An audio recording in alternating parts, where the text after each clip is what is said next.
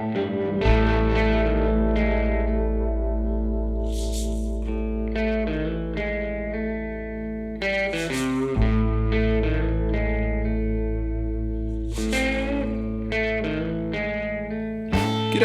welcome to Say It With Guitars. I'm your host, Pete Cornelius. Each episode I'll be digging deep and getting to hang with some of Australia's finest guitar pickers, songwriters, producers, collectors and makers. I look forward to bringing you these fun conversations and I hope you enjoy Say It With Guitars.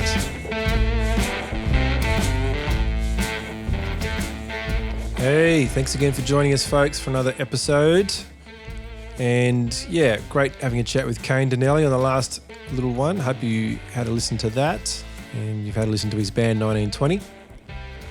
I've had a busy week or so out on the road with a project called the Tasmanian Songbook with some great fellow Tasmanian artists. Great to meet some people I haven't really hung out with before, so that was really cool. And great to reconnect with someone that I have as well. That was great.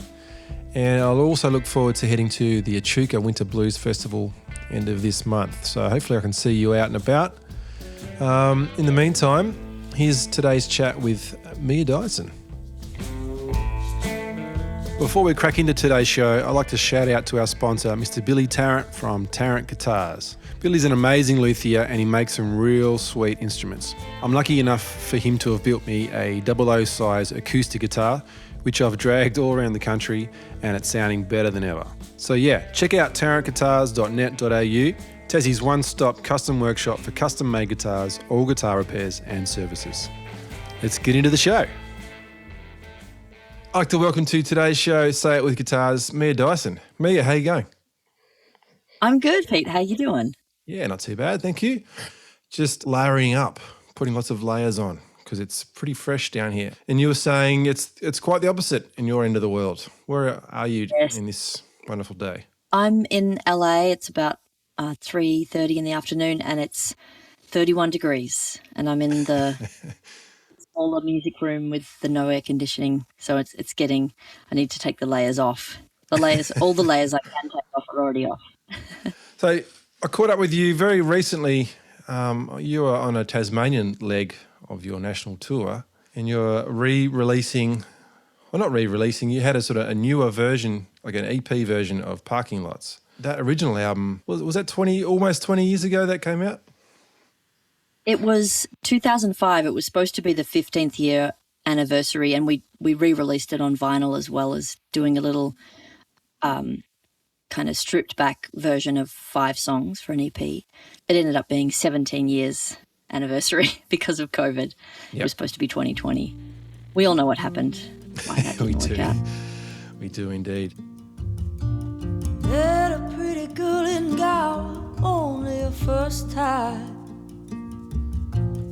I've been there 2 years and had 2 more in line. I kinda gotten used to the life, you know, food and a bed when you got nowhere else to go. I had nowhere else. No, it was great to see you and hear you in real life. And as much as the venue didn't really do, you guys that much justice, you sort of played to the room. It sounded great. It was a good vibe. And, the songs always stand out. And the interaction between you three on stage was really healthy and musical. And, yeah, it was lovely. It was really great to be a part of the event. So, well done. It was Thank you. One of the last shows of the tour too, right? You were down here for, I'm going to have a guess, 3-4 weeks? I did actually 8 weeks of shows, but the first 2 weekends were only 1 show each. So sure. The Tassie shows were the second last weekend. So we were almost at the end of the tour. And, it was kind of epic after 2 years of not touring. It was a bit of a shock to the system. I don't know how you feel about returning to performing, but, I mean, it's one thing to play, a show, but my body was like, what is this? All this stimulation. I couldn't sleep. I never used to have trouble sleeping after shows years ago, but I was like, I got wired. So it was quite a interesting thing. I mean, I had a blast. It was so fun to play with other people again, you know, like there's nothing like being in a band and interacting and the spontaneous stuff that can happen when you play with real musicians, you know, on stage, and there's a live people and things can go wrong and things can go right, you know. It's exciting. Yeah, we sort of forget after not performing for that amount of time. You know, a lot of remote recordings happening around, and that was really great. But you just can't replace that real instantaneous reaction between people and a crowd, or regardless if there's a crowd or not. Just like hanging out in a rehearsal room, it's pretty fun. Absolutely. And I learned something on this trip, which is I'm just instead of waiting for you to ask me questions, I'm just telling you stuff. Good.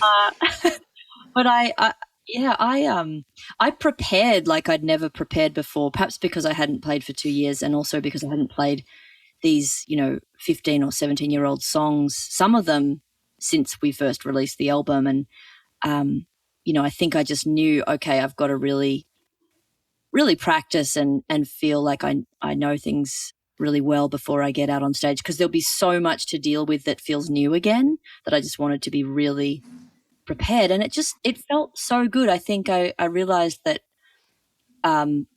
normally in the years past, when I'm sort of touring more or less all the time, like I wouldn't really prepare with any kind of seriousness. I would just get, you know, like I know the song and you know, it's good enough, but there's something about preparing to the point where like I walked on stage for the first show and felt totally effortless. And I've never done that before. I didn't realize you could do that.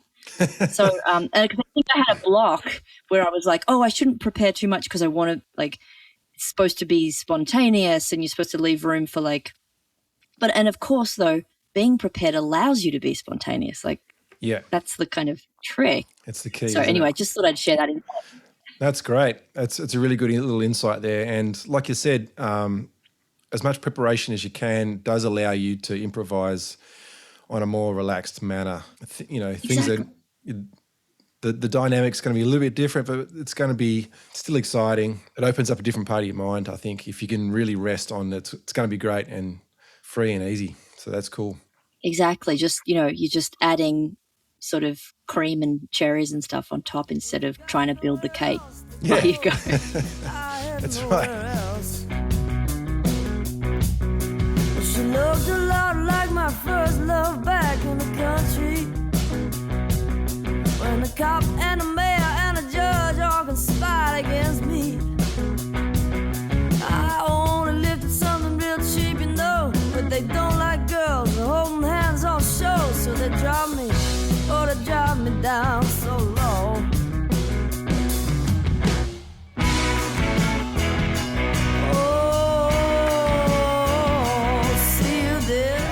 So what was it like returning to these songs after such a long break? Some of these songs you probably haven't played for 15 years. Yeah. Well, the thought of it was really challenging. I have my various feelings about, you know, all of my work, all of my previous work, and I tend to prefer the songs I've written more recently. I tend to have a lot of criticisms of songs, especially early days. You know, that was my second album, and even though, you know, sure, it's 2 albums in, but I was only 24. Like I wrote those songs maybe between 22 and 24, and I mean, I didn't know anything. You know, I just feel like so I went in trepidatious, thinking like, oh God, what if I really don't like this, or it's like cringy to try and play these songs. I mean, I did, you know, obviously I wouldn't have even attempted it if I really thought it was awful, but I did have that trepidation. And then, you know, I started playing the songs and practicing them, and eventually with the band, you know, and I just, in that hopefully sort of thing that happens when you get a bit older and can have a little bit of compassion looking back on yourself and what you did in the past, I just was able to see the things that really worked about the songs and just let the things that I had criticisms of just be, you know, and particularly because I feel like the strongest element of some of those early songs is is some of the musicality and riffs and guitar parts. Lyrically, I think it's a little weaker than my more recent stuff. And also I feel like, at least on the albums, I sort of oversung a lot back in the early days. Yeah, so it was sure. actually fun to get a chance, like, to get to sing those songs a little more with what feels like my authentic voice now. I feel like I was trying to sound a certain way instead of just being being myself. Yeah. It's so hard to quantify, and probably, the average person listening wouldn't necessarily be able to tell the difference. I don't know, but I much prefer the way I sing now. And but I did find that, like, those songs are written to be sung really, like, loudly. So I still had to. It was quite a challenge to kind of bring a little more subtlety to them when they're sort of designed to be sung like out. Do you think that just comes with a bit of age and maturity and gigs under the belt, records under the belt, that performance? Like, I know that when I was younger as well, it was all about singing, like you said, singing loud, and especially because we both play guitar. So, and the guitar is typically a loud instrument. You're typically around a drummer and a bass player who are going to be up in volume, and you're in a probably noisy environment. You want to cut across the noise floor a bit. So, and I guess PA systems 20, 30 years ago weren't that great, ones that we could afford. So you just had to, like, make a lot of noise. And that's kind of my background as well. I'm not presuming that was yours as well, but no, it's true. It's exactly my background. So, and I think the two go hand in hand. You just want to get up there and just make a racket, put your message across, and that develops a certain sort of voice and a skill, which has a sound. And I think with a bit of youthful ignorance or unexperience, you just sort of get up there and do it. So, but I think the ability to look back at previous work and approach it from a more mature, experienced sort of mindset or skill set, it's such a great gift, I reckon. Yeah, I mean, I really want to grow and become a better songwriter and become a better guitar player and singer. Like that's always been a goal of mine. And yet I feel like I just had sort of big blind spots where even with the will and desire to improve, if I think that the only way to sound good is to be at, 100 decibels, yeah. it can be a bit of a obstacle. Yeah. And especially when you want, the joke about, like, everything has to be louder than everything else, So, you play the guitar, the voice has to be over that. But, the drummer wants to be heard. Like, everyone wants to be heard, and everything has to be louder than everything else. So it's, and I think it was an insecurity thing too. Like, I thought, I need to be heard, I need to be loud. I need people to pay attention, and this is the way to do it. And it is one way to do it, but it can also turn people off. And I'd much rather now sort of draw people in because there's really some substance rather than just like they're being assaulted with volume.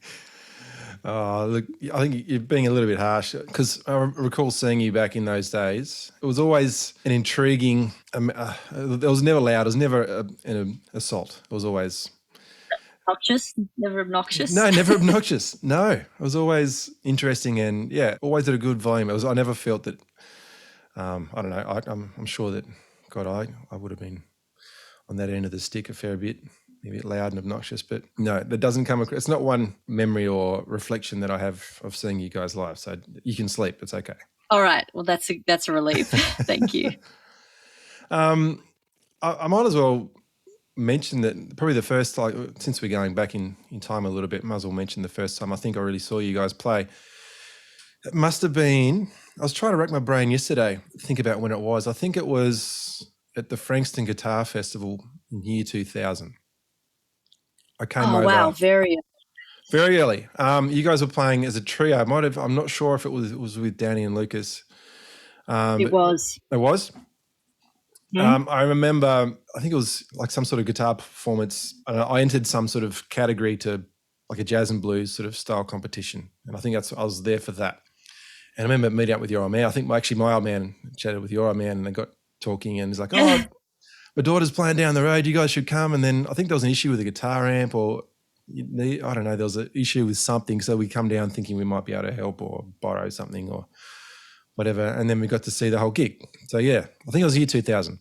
Yeah. Wow. I remember, I don't remember specifically the gig, but I remember the Frankston Guitar Festival. Like I think you play multiple times. I don't know, but what I do remember is that it was one of those first few gigs, and maybe you have a few like this, because I the first few times I ever got up on stage, it's like terrifying and almost so terrifying that I didn't want to get up again, But then, a day would pass and I'd be like, oh, I want to do that again, because like it was maybe terrifying, and I everything that I'd practiced, just like I didn't, once I was on stage, it's like as you know, it's a whole different thing practicing in your bedroom to being on stage. Even the fact that if you're, unwise like me, you might practice sitting down, and then when you play, you're standing up. So, your relationship to the guitar is completely different. Yeah. So early days, I had like 16 going to the Barwon Club in Geelong and playing to like the bartender and an old drunk guy. And even though there was no stakes, it seemed, it was just terrifying. But that Frankston Guitar Festival was just one of the first shows where I just felt like, this is really cool. This could be amazing. Like something like I was able to. I think it was partly because it was one of the first shows where an audience that wasn't there to see me, because they had no idea who I was, but just happened to be there and they were music fans. Like I played and they liked it, like that rare, like it's so great when you're established and you're playing to fans. That's very different. But when you don't have fans and you're just playing to a bunch of people in a room, it's an amazing feeling to like have them. Yeah. On your side. On your side. Exactly. Yeah. It's a pretty magical moment. It's like a real light bulb moment, or a lightning bolt, perhaps more so than light bulb. Of just like, wow, this is what it feels like. I can do this. This is fantastic. Come on, guys, let's book another show. Let's make this happen. It's a pretty electric sort of moment, a real pivotal point. And then I think we caught up very briefly. We came over in 2001 and recorded a record at the ABC studio in South Bank, and I think we come on, borrowed one of your dad's baritones. I think we drove around to your place, used the guitar for a few days and brought it back. Yeah, so nice. The beautiful instrument. That is such a good tool to have on hand for recording an album. It's like a little trick, not a trick, but like, just that wonderful, deep, but still very electric guitar feel. Just can just be used in so many different contexts in recording. Yeah, they're a mighty tool, absolutely. And I guess you were made aware of that quite young. How old do you recall being when your father Jim was making guitars? Was that an interest of his for a long time, or did you guys kind of like start digging into music at a point together, or talking guitars, or how do you remember that sort of period? Yeah. Oh, no, he'd been building guitars since I was like a baby, or even maybe like right around the time I was born. Oh, so, right. I was always, don't quote me on that, but it was definitely, we've got photos of my sister with a guitar that he made for her when she was like 5, so I would have been 3. Sure. So I was just like all kids, the place you grew up in is your normal. So the guitars, him making guitars was just always around. I didn't even pay that much attention to it. He had a workshop when we moved to Torquay from outside Daylesford. And, and he would just, every couple of weeks he'd appear with a guitar that he'd made that looked amazing, beautiful, sparkly, because he would spray them himself as well. Like, obviously he made the whole guitar by hand, including spray painting the body. And so I'd always be excited about when I was a kid, it was like the color or the shininess or the wood coming through if it was a tint rather than an opaque color. And I played a bit of piano, from maybe 5 or 6 or something like that, and got put off by a really overbearing teacher. And but I had some sort of musical background, but it wasn't until a friend of mine both wanted to learn how to play the electric guitar and write songs, and she got my dad to build her a guitar. Like, she got her mum to get my dad to build her a guitar, and I was just jealous. Yeah, I was like, "What? I'm the dad with the who makes guitars. How come I?" It hadn't occurred to me, even though I was, really into music, and this is around like 13, and I'm listening to, as every 13-year-old of that generation was listening to, like, Nirvana and Pearl Jam and, all the grunge. I mean, I was also listening to all the music that my parents loved, which was, blues and roots and soul and gospel and rock and roll. Like 60s rock and roll, not 90s rock and roll. Hair rock. And and through the 80s too, I'd listened to a lot of like the great 80s bands like Talking Heads and Elvis Costello and So I was just, it started out as jealousy. I was just like, well, I'm going to get a guitar, and I got my dad to build me a guitar for my 14th birthday. And it's like I'm embarrassed. It's like, I hate to think, if that hadn't happened, would I be a guitar player today? But I fell in love with it. Like, it was just the thing that I fell in love with was that you could learn the songs that you loved and play them. Yeah. And then, that was falling in love with playing the guitar and going like, I can do, no, no, no, no, no, no, no, no, no, no, no. It's like one of the first things I learned, Come As You Are by Nirvana. Yeah. And Dad taught me, bump, bump, bump, bump, bump, bump, just a 12-bar Jimmy Reed blues. Yeah. Yep. And then I fell in love with, you could just make shit up. You could make up songs. Yeah. That was a revelation. Like, I don't know where I thought songs that other people had written had, like, where they came from, but I didn't realize I could make them up too. So I kind of fell in love with first the guitar and then writing songs on the guitar and making up my own stuff within, 14 to 16, and kept doing it ever since. I think that was a great period to start learning guitar, because there were bands like Nirvana and Pearl Jam and Metallica's and things like that. It was very guitar influenced time. Like, I wouldn't say I feel sorry for kids now, but like modern music, it's just hard to teach on guitar. You go, I can't really pick any guitars out of this song. Maybe we can find a pad on a keyboard and we can just like sit on that sound for a little while, and maybe we can make a beat, but we can't necessarily go and play a big G chord and go, oh, there it is. There's the chord I've been searching for. Like, right. So I think guitar. Yeah, I can sit there with my CD player and like play and then diddle it, stop, try and diddle it, like trying to figure out what that is. Like, I used to like figure out riffs and people's solos. Like, I had to learn Lenny by Stevie Ray Vaughan I did music in year 12. I loved that song. And I just had to sit there with the CD player, pause, play. And I just, you just pointed that out. Like, I didn't even think about that, but there aren't guitar bands that are, top of the charts anymore. Yeah.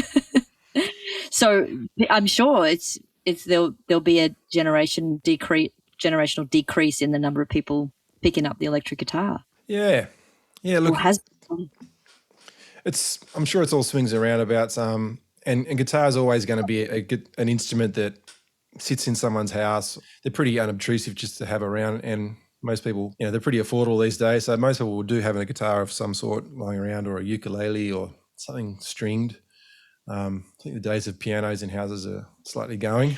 But I think music is more accessible than ever. So I don't think the amount of musicians is going to dwindle. I think it's just going to change what it looks like and what it feels and sounds like at home, and the way people learn. It's definitely changed the way people learn with the technology that we have these days.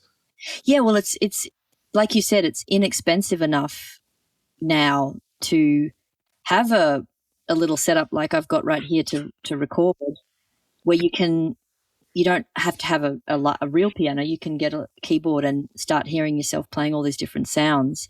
Whereas that was prohibitively, like the keyboards when I was 10 years old were Well, I'm sure that there was expensive ones that were, amazing, but the ones that you could just get for, a working class family, they were like just sounded ridiculous, And we had one of them. It like had fake seagull sounds, and just it doesn't sound like what the music that you'd hear on the radio sounds like. Whereas you can do that now. You can sound like some of the stuff that's on the radio. Yeah, it's pretty amazing. I know that you just fool around in GarageBand with a MIDI keyboard and you can get lost for hours, for days. Just the amount of sounds that are just on your computer are untapped. Yep. Yeah, it's pretty cool. So can we go back to some of your early influences? You mentioned you listen to a lot of your folks music. There's been a bit of a Raikuta theme so far with my guests. I'm assuming will rise up on your list. Absolutely. Yeah. From probably still to this day, my favorite guitarist, I think. But, that was, my dad exposed me to a whole lot of incredible, like early blues and, of course, like Robert Johnson and the Alberts. The Kings, Albert King and B.B. King. Yeah. John Lee Hooker, those like the real blues dudes. And then the guitar bands, like, well, not that the band is particularly a guitar band, but the band Little Feat, and then definitely Bonnie Raitt, and then on the other sort of end of the spectrum, the singer songwriters like Leonard Cohen and Bob Dylan, of course, Neil Young, and bands, like I said, Talking Heads and U2, like, of course, like kind of the full spectrum of what I would consider popular, but not pop music. Like, I guess it was popular in its day, although a lot of those bands were never really big. Obviously Bob Dylan and Leonard Cohen, yes, but like, Little Feat is like it's kind of it's sort of a niche, or the band even. I know, Cream, of course, Jimi Hendrix, Stevie Ray Vaughan, and on from there, That's great. Yeah, you can't go wrong with any of those guys. They're such a timeless, groovy bunch of musicians. Yeah, it's good stuff. Right. Good stuff. Yeah. And were you playing that stuff at school? I had a look at your wiki yesterday as well, so I've dug up a little bit of dirt. Were you playing instruments at school? Like when you went to school in Geelong, do you have like any school sort of bands or any like after school things? Or I was such a weirdo. I went to Matthew Flinders Girls Secondary College, which is one of the few schools that had, well, actually I don't know much about other schools, but this school had a school band that got to go to like Montreux Jazz Festival and travel all over the world. And I just was like weirdly playing guitar in my bedroom and never told anyone that I played until year 12 when I decided that I would do music as one of my VCE subjects. But even then, only the other music students knew, and they were all classical students. So I was like in the music, and I'd picked solo guitar, which meant, I got to learn Jimi Hendrix and Stevie Ray Vaughan and cool old blues songs and stuff. But I basically kept it a secret. Like I was so shy and so didn't want to be asked to like if I guess I had this fear that if I told anyone, they'd be like, oh, well, can you play something for us, or can you play? And I was like, no. So I was crazy because I could have had some experience getting to play with. They're called the Sweethearts of Swing, and there's like it's a big soul band with like horns and guitars and drums and everything. So it would have been great.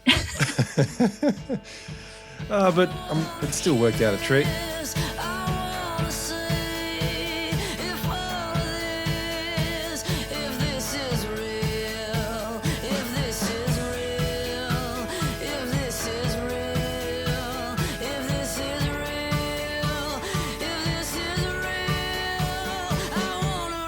Touch your hair, I want your skin, I want you there.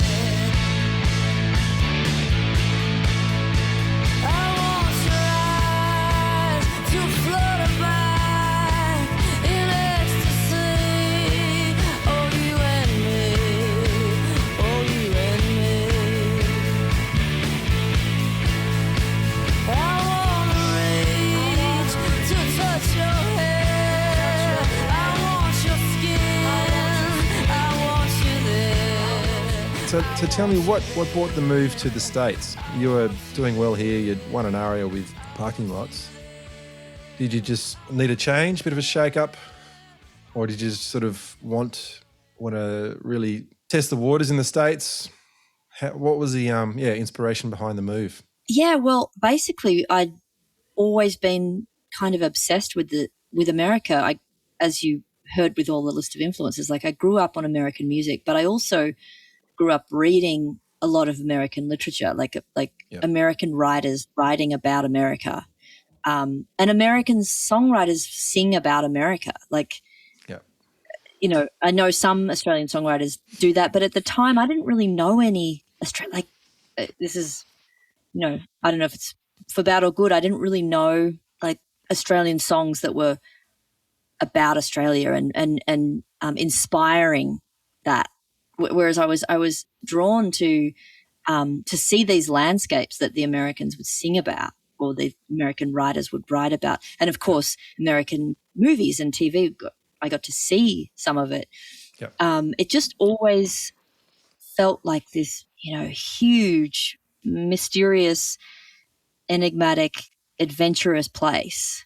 And so even before I, you know, was doing music, I just like if someone had asked me, you know, if you could travel anywhere, where would you want to go? I'd be like the States. Yep. So, and then the States is also kind of the mecca for musicians. Like everyone who wants to be successful in music wants to make it in America, you know. It's like, or it's kind of like if you make it in America, you've made it in the world.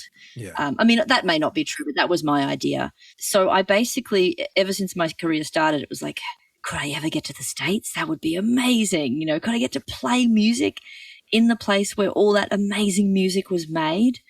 You know, Muscle Shoals, Memphis, Detroit, you know, all of these little, like, gosh, just places. They were mythological to me. Like, larger than life. So, yeah, totally. So after 3 albums, I did get the sense like I wasn't, you know, super successful, definitely wasn't commercially successful, but I had, you know, a decent career in Australia. But I also felt like there was nowhere more for me to go. Like I'd played all of the festival circuit multiple times.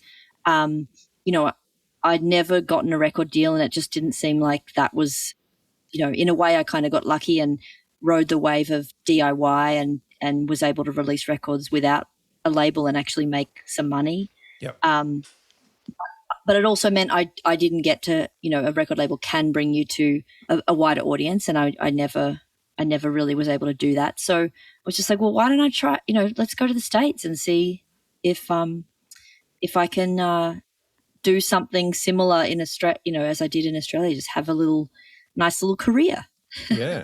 Yeah. And you've been there since?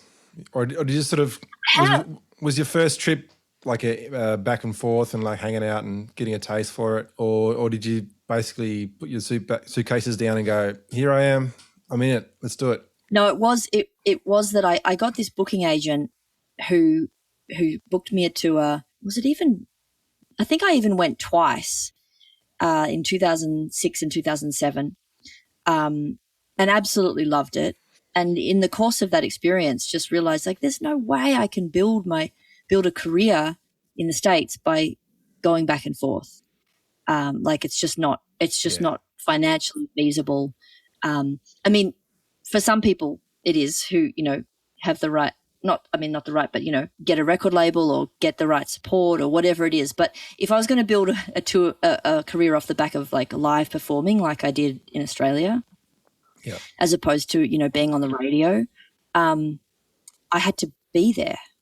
So I moved to Boston first because it's on the, you know, my booking agent was like, it's the dense part of the country. There's so much. You can drive an hour and play another show and then another hour and play another show versus in the West, it's like you have to drive 6 hours between shows. Sure. Or 3 hours or whatever it is. But so I took that advice and, you know, I think, I kind of didn't realize that, of course, I would be starting again, like really starting again, like making no money. So I was still like, I was still imagining, or not imagining, but assuming some things would translate between. But no, they didn't. You get to go through all that fun again of building up and networking and sleeping on couches and Totally. That's great though. It must have been inspiring enough and diverse enough, or you could sort of see the future expanse of it enough to make it worthwhile. Like you've stuck it out and you're going great guns over there. You've done some cool recordings too. I noticed that some of your latest albums, you've done some work in Nashville. You went down to Alabama. You did a record. Your latest one was down at Muscle Shoals, right? Yeah, exactly. And the record with Stringer and Clower, was it the Loft, right? Oh, in Chicago. Yeah. Yeah. The Wilco awesome. studio. Yeah. Yeah, I mean, I think a big part of why I stayed was not because I had, astounding success over here, but because I met some musicians and my husband in that sort of that second year that I was here. Obviously, my husband and I are still together, so not that he's happy to live in Australia too. So it's not like he's keeping me here or anything. But I also met a couple of musicians who have become my long-time collaborators, and we made The Moment. We've made since all the records since I moved to the States. So The Moment, Idlewild, and If I Said Only So Far I Take It Back, which is the one in Muscle Shoals. And there's various other people come in and out as well, but making those records here too was a real exciting thing for me. It's just at least at the time it felt very different than recording in Australia. In Australia too, I'd only ever be able to afford kind of home studio, maybe spend a bit extra money on a studio for the mixing but with Moment, I got to record in this incredible, like huge studio with like windowed booths and everyone could see each other but total isolation, really high quality stuff. And it was nothing like as expensive as in Australia at the time. I know it's changed now, but at the time it was like just half as much. Wow. To record in this, in this amazing studio. Yeah. Because there's so many, and like this was out in a small town, like they can't charge what they charge in the big city, and it was just amazing. Yeah, that's a pretty good reason to do that. I know that I've been recording myself probably since day one. I think we've done one or two recordings or albums in proper studios, but typically it's just DIY. Not for the sake of anyone's benefit apart from your back pocket, basically, because in an ideal world, a label would just chuck you an endless check and go, you make the record of your dreams, and then 2 weeks later or maybe a month later you'd walk out of the studio and you'd have a record on drum. But yeah, unfortunately that's just not how it works, especially here. But yeah, I had a look. I think you might have done like a bit of a possible or a bit of a campaign for The Moment, and you did a bit of video footage and stuff for that. I saw some YouTube of that yesterday, and the studio space looked awesome. Looked really cool and really inspiring, and probably engineers who've working on some awesome records, and and Grammy nominated. So that sort of stuff rubs off. Yeah, exactly. That's all like right there and available in a place like LA or New York or many cities. Whereas it's changed now, but being when I was in Melbourne, like those opportunities were just not available. I think Sing Sing costs like $1,100 a day. It's just like I can't do that. That's insane. I think it was and that's without an engineer, whereas this studio was like $650 with an engineer. That one you saw in those videos. Yeah. It's like, wow. Yeah. We can make twice as much music. Exactly. That's cool. Yeah, very inspiring. Tell us a little bit about The Loft, working with Liz Stringer and Jen Clower on that record. That was so fun. And gosh, forgive me because I've forgotten the name of the engineer, but the Loft has, Wilco. Tom Schick? Tom Schick. Thank you. Gosh. Okay. So he's their guy, and he runs that studio when they deign to let other people in there, because it's mainly their studio for making their records, but they do let other musicians that they know. I think Mavis Staples did a record there too. Well, indeed, because didn't the Wilco frontman produce it? I'm pretty sure he produced the record. Yep. Yeah. Anyway, you've probably heard it's like 1 billion guitars. He's got. It sounds like an exaggeration. He's probably got 200 guitars in there. Could be more. Wow. And then keyboards and drums and it's a warehouse size space with another floor, or maybe even 2 more floors with gear. And frankly, it's a bit overwhelming. The only reason it was not overwhelming was that Tom was just this. I've never met anyone like him. Like, before I even realized, I might have just mumbled oh, it sounds a bit. And then he's got this other guitar. It's like, is this more what you want? Or a pedal or an amp, or we could try this, and hence, well, again, we couldn't afford many days. I think we recorded and mixed it in 6 days or something. It's absurd. I was nervous. I was like, how the hell are we going to do this? Yeah. But I think he mixed it all in 2 days. It was incredible, and he just has that studio utterly dialed and knows every in and out and maintains the gear beautifully. So everything's working, and you're never sitting around. You're just like that. That was my beef when I first started recording, was I just have to wait while this problem gets solved, and when you've got that energy, and then you just all your energy just starts to fade away as more and more things take forever. Yeah. So, that's can be, that's home studio recording sometimes. And even sometimes in a professional studio, if they don't maintain the gear, that shit can happen. But this was just such a dream, and I can see why, once you've tasted that, it's hard to go back to any other kind of recording. But yeah, I got to play. I don't even know what we played. I had my guitar, and I know we put it on some things, but we tried out all these different guitars and basses, because me and Liz were kind of sharing the bass duties on that. And we had Glenn Richards on drums, and again, because of time constraints and money constraints, we couldn't even rehearse. So he just showed up, having listened to all the demos and knew everything, just had it all down. And, we were able to, like I said, record it all probably in three or 4 days, something like that. That's great. Striking while the iron's hot. Get in there and just make the most inspiration and capture as much as you can. That's definitely a good way to do it.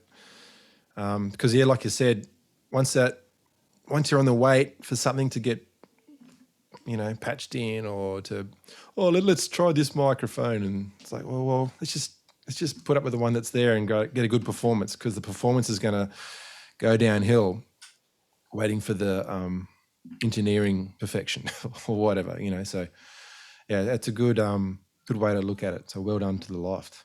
Totally. Yeah, exactly. Sweet. And so what's the plans, Mia? I'm sure you're continually writing. Do you have a writing style, or do you take yourself out bush or out to the desert for a week, or are you one of those people that can just sit on a plane and write a song, or what's the process for you? I'm definitely not that last example. I really I need space and quiet and my own little routine to write. And my ideal scenario is that I'm writing just daily in the morning before I do any other kind of business, busy work, emails, whatever else. Try and get that early morning energy.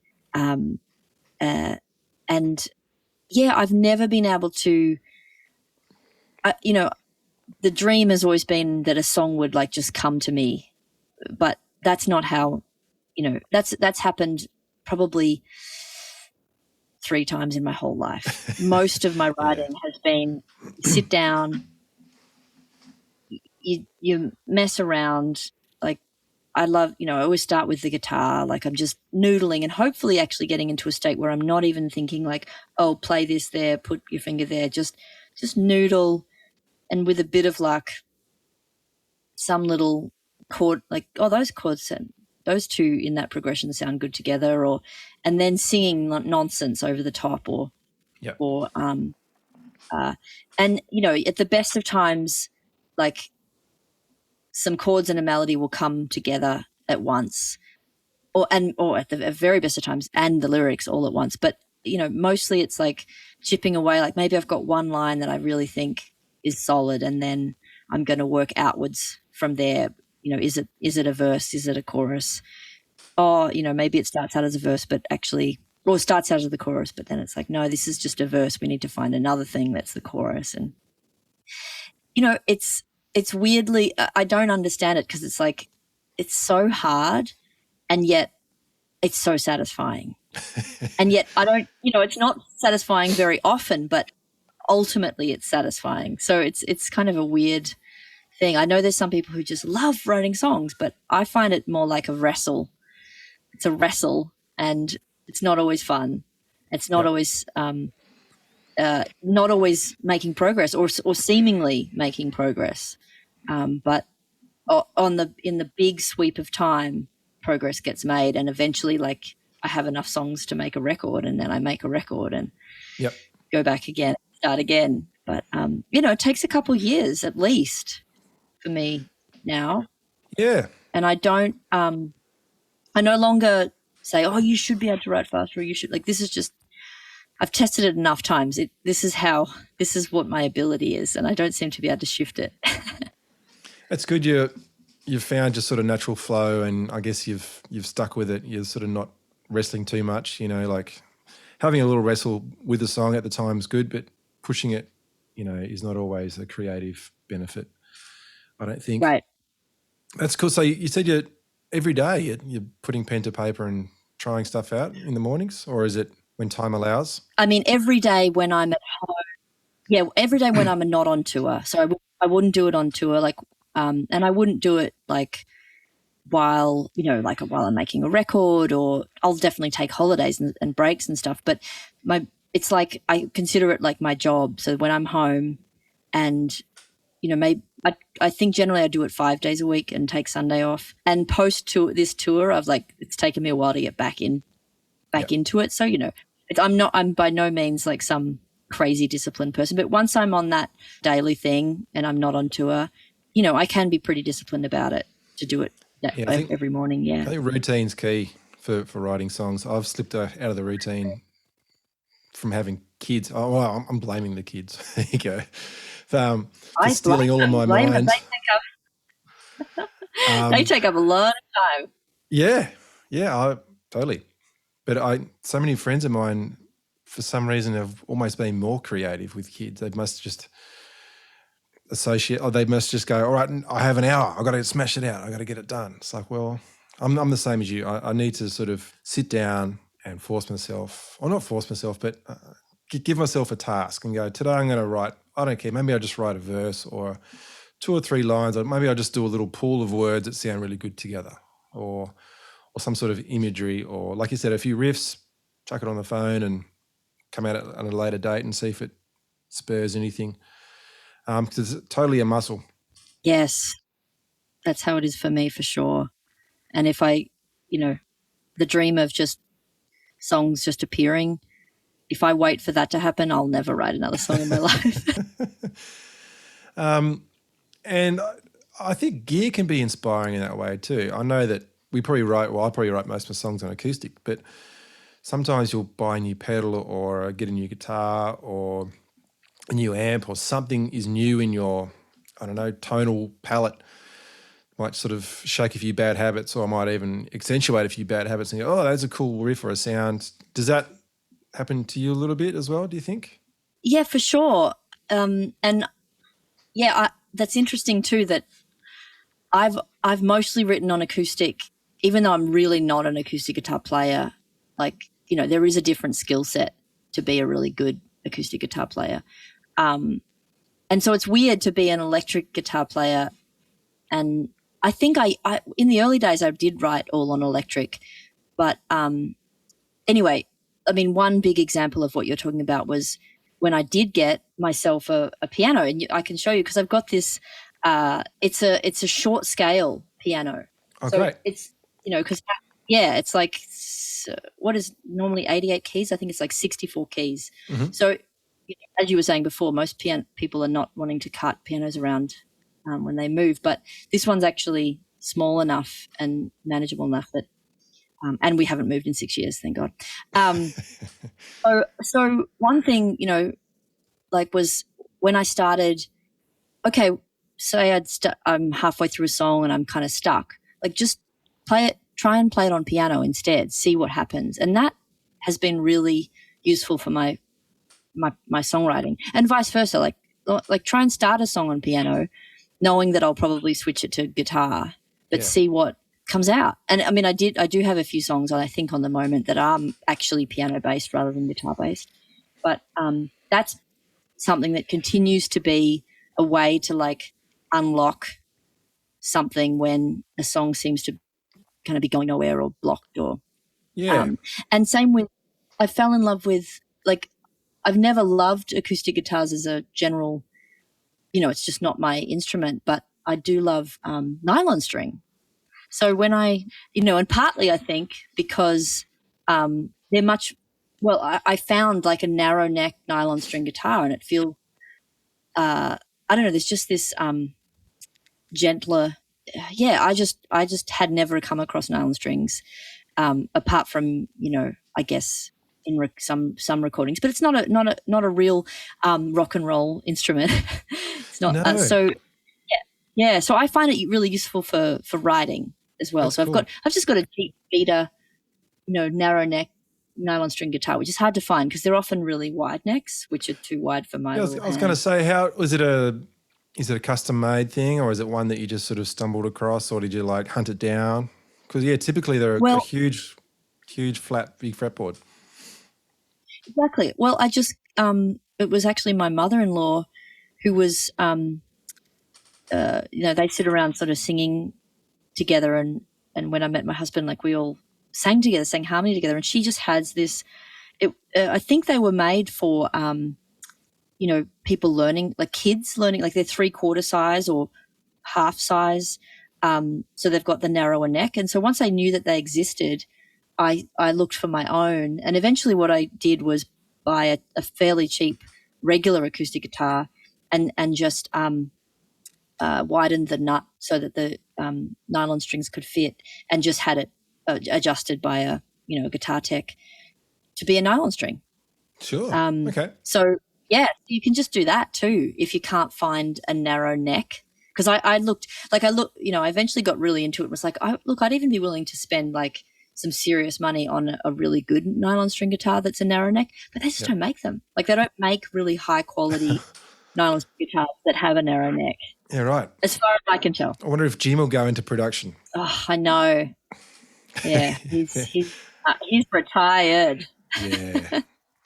Has he made any acoustics, or is he purely electric guy? The very first guitar he made was an acoustic, and he started as a classical player, which is bizarre to me. Yeah. I forget now how he stumbled into that, because he just seems like he's always been this electric blues player. But very first and only guitar, very first guitar that he made was a steel string acoustic, a really beautiful shape. It's his own design, really gorgeous. I've got it back in Australia, but he never made another one because he realised he loves electric guitars. Wow. And there is a lot of work in an acoustic with the bracing and to getting them to sound really open but also not fall apart and implode. So it's quite a skill. Exactly. Yeah, that was the other part of it. It was like I can't remember exactly, but way less hours to make an electric guitar than an acoustic. Way less. Yeah. And you can crank them up louder and get feedback. And Oh, yeah. Do so many things. That's cool. And how about the lap steel thing? I know that you've played a lot of lap steel over the years. Does that kind of take a bit of a backseat more these days, or is it just like a special sound that comes out on a recording, or do you dabble much on that? Pretty much what you said. Like the reason I don't play it as much as I used to is that, given that I mostly play as a trio, so I'm the only accompanying instrument. I mean, obviously bass, but yeah. So and I've got to hold down the rhythm, and with an open E, like I have my lap steel tuned to open E. There's only so many songs I could write on it. It's not as versatile, nowhere near as versatile as a guitar, unless you're going to change the tunings every song, which I'm just on stage. I can't stand having to tune. I don't know what it is. I've got an aversion to having to do different tunings, and I'll drop D occasionally, but that takes like a second to do. Yeah. Whereas changing all the tunings on a lap steel every song is like a big deal. So I was just like, I wrote some songs on the lap steel. And so I don't play it much as my main instrument with the band, but I can pull it out anytime we're recording. It's just like, just need a little like full-on sound in the background somewhere. Like it's the perfect instrument for that sort of it's almost voice-like in how it can be really melancholy and it create a lot of different sounds on it that can be great for recording. So I think I've pretty much put it on every record somewhere. Yeah, right. Being like a slide-based instrument, have you messed around with bottleneck slide as well on a regular guitar? I have, and I'll in the early days, especially very early days when I was still playing like blues covers and stuff, I would play some slide, like Bonnie Raitt style. Like I've got a slide. Actually, really hard to find a slide for a narrow finger like I've got. They're all made for giant men. So my dad no, it's funny. My dad used to work near this like brass. They used to make like cylinder brass things, and he just like got a few pieces and cut them and then got them chromed for me. So we got one exactly for my finger, and also that's a little bit short so that I can have it on, play chords. I can't really use my little finger, but I can play chords at least, and it can be out of the way. And then I can jump to slide when I need to. Cool. So I did a lot of that in the early days. I still, my guitar's not, again, it's not super set up for slide. Like you really want a higher action for playing slide. Again, I'm not one to do a lot of swapping around of guitars and stuff, but occasionally I'll bring out the slide. I'm no expert, but I do enjoy it. It's a great tone just to hear a note that sort of sits in between the frets and just gets waves and slides around. And like I said, it's a very vocal way of approaching a note. You can sort of slide into it, slide out of it, or give it a wobble, and it can be very haunting. Yes, indeed. One of my favorite, Raikuda's slide playing, like just, like the Paris, Texas album. I don't know if you're familiar with that. Yeah, just like some of the best stuff ever. Yeah, he's never in a hurry. That's what I like about his style. He's always, and stylistically honours the sort of, like, because he does waver between all sorts of world musics. It's always blues, but it's always like influenced by other cultures. So to hear him with his expert kind of knowledge and execution, he's such a gem.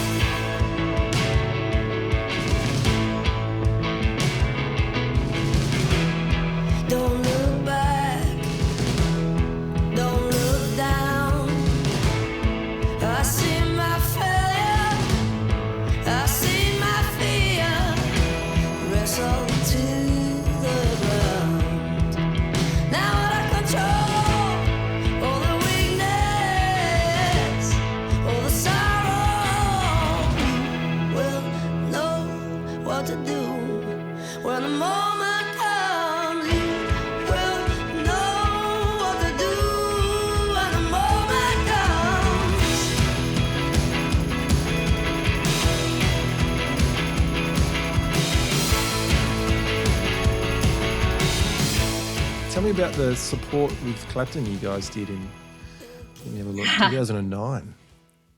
The Capital Cities in Australia tour. Yep. Still by far the most people I've ever played to, and all, and the biggest shows I've ever played in my life. Obviously as an opener. It was a huge deal for me and still stands as one of the big highlights of my career. Just to be picked to do that opening slot was just like just one of those pinch yourself things. And then it was so much fun because we were a trio. It was Angus Diggs on drums and James Hazelwood on bass. Great. And I've played with so many amazing players through my life, but they were just both incredible players, and we were all such fans of not only Eric Clapton but the people he had in his band. He had Steve. I was going to say Jobs. He didn't have Steve Jordan on drums. He had Willie Weeks on bass, who was Donny Hathaway's bass player. He had Doyle Bramhall II on guitar. He had Susan Tedeschi's husband? Derek Trucks on guitar. Yep. He had this keyboard player who I cannot remember the name of now, but who was just one of those, like, I think he'd played with everyone. Joe Cocker. Staten? Was it Chris Staten? Yes, you got it all down. And of course Eric Clapton's like one of the most famous people in the world, so he kept to himself. But all the other players, we got friendly with, and hanging out with Willie Weeks and Derek Trucks, and like Derek Trucks, because I'm a fan of Susan Tedeschi, and he was like, "Oh, I'll call her up and we can say hi to her." And and because we got to do the entire Australian tour, that is just, for me, like, one of the most wonderful things about being a musician is the camaraderie that you can have touring and getting to meet, amazing players. I mean, sometimes it's not great meeting your heroes, but mostly like the players are just incredible people who like love music, and they would come and watch us, and it was such an honor, to have any of them see our show. And I remember Willie Weeks saying, "Man, I used to play in this trio with Donny Hathaway, and you guys remind me a little bit." I was like, "What?" Just, it used to be, I think, that he played in a trio.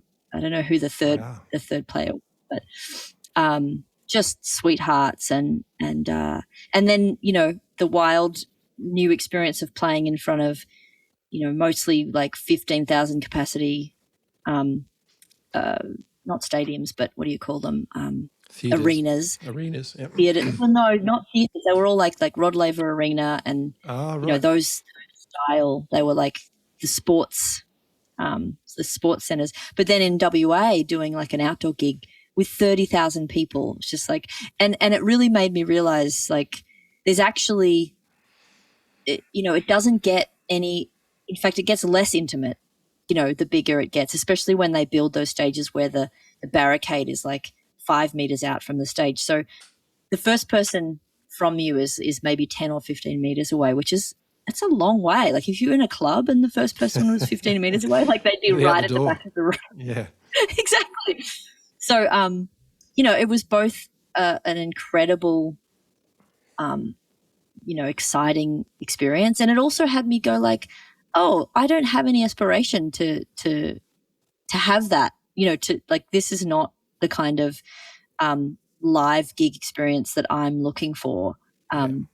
To open, yes, but I just realized that I didn't aspire myself to that. Yeah, I guess it just comes with a certain amount of fame. That's how many people that want to go and see that particular artist. Like, if you get 15,000 people coming to see you need a massive footy oval or. Well, I don't have that problem. And I did say to myself, if you ever get that big, like, maybe you could do 3 nights at a 5,000 capacity theatre instead. I mean, theatres have their own problems too with sound. So, there's maybe no perfect solution to that terrible problem of having 15,000 people coming to see you. Yeah. don't know how he does it.